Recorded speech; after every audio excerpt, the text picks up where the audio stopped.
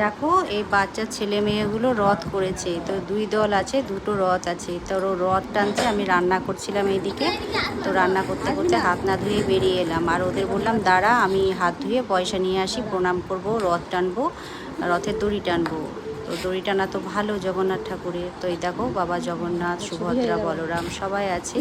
তো এরা দাঁড়িয়ে আছে, আমার জন্য অপেক্ষা করছে। আমি হাত ধুয়ে পয়সা নিয়ে এসে ওদের দেবো, রথের দড়ি টানবো, তারপরে ওরা আমাকে প্রসাদ দেবে।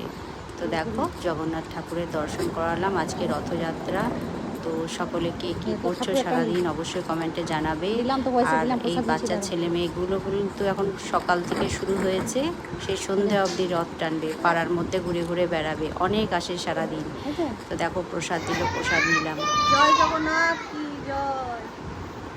তো এখন বাড়ি বাড়ি দুয়ারে দুয়ারে সবারই দাঁড়াবে আর রথ টানবে।